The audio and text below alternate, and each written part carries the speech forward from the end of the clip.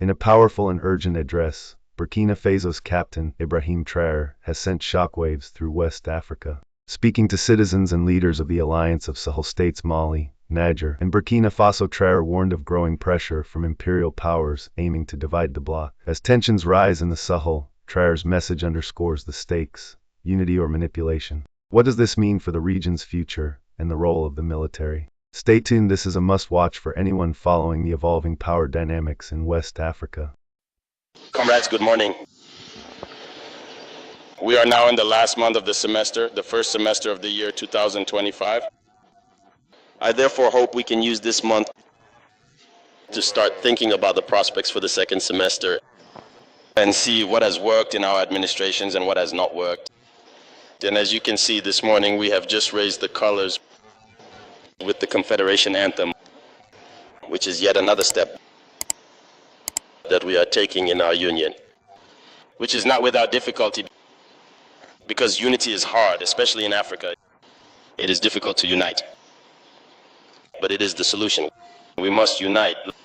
Little by little, the AES continues on its path, despite all the difficulties, all the challenges before us.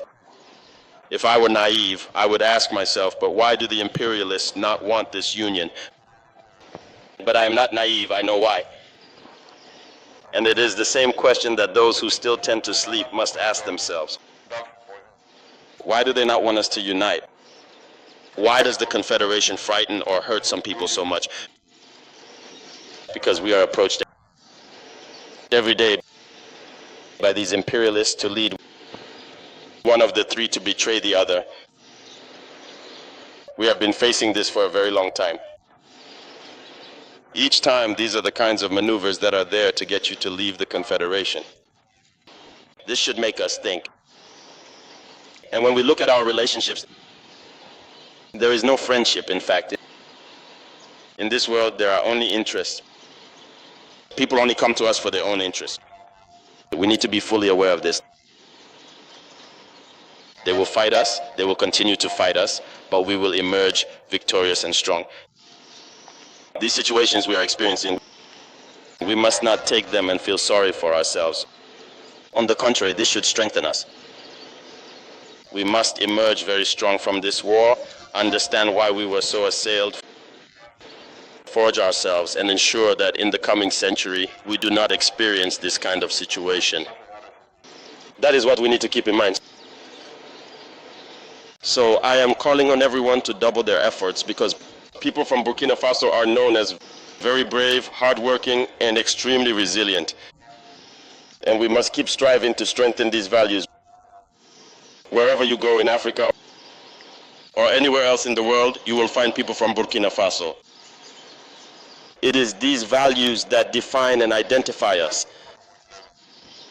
So we must do everything we can to be people of integrity, just like our country's name says, to be courageous, resilient, selfless, and to work even harder in everything we do for the happiness of Burkina Faso and our community. This is very important.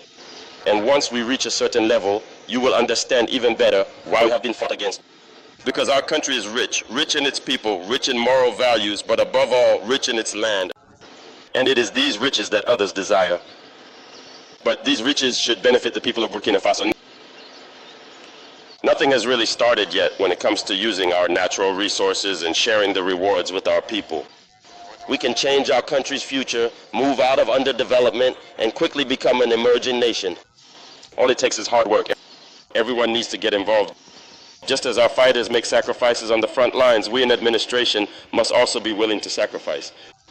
We need to push ourselves beyond what we are used to stretch our abilities even further. As I said, we have to move very quickly. And by moving fast, we can surprise those who try to divide us, those who want to keep us in poverty. I am telling you, and I repeat, we are very rich. And that is actually our main problem. It is because of this wealth that they do not want us to realize how rich we are or to be able to use our own resources. And beyond Burkina Faso, the entire Sahel region is rich, immensely rich. And I know you all know this. The Sahel will not remain poor. We will keep moving forward, keep building our organization, staying strong and resilient, making it a place of complete safety, using our resources wisely so that our people truly benefit. So I invite you to share this message with all your loved ones. We must make sacrifices here behind the scenes in the offices so we can support those on the front lines. So I wish you a great week, a wonderful month of June, and a strong end to the first half of the year. Let us meet soon to face the second half with more energy, more dedication, and That wraps up our coverage on Captain Traoré's critical message and the rising stakes for Mali, Niger, and Burkina Faso. The views expressed reflect public statements and ongoing developments and do not represent official positions unless stated. Don't forget to like, share, and subscribe for more updates on West Africa and global affairs.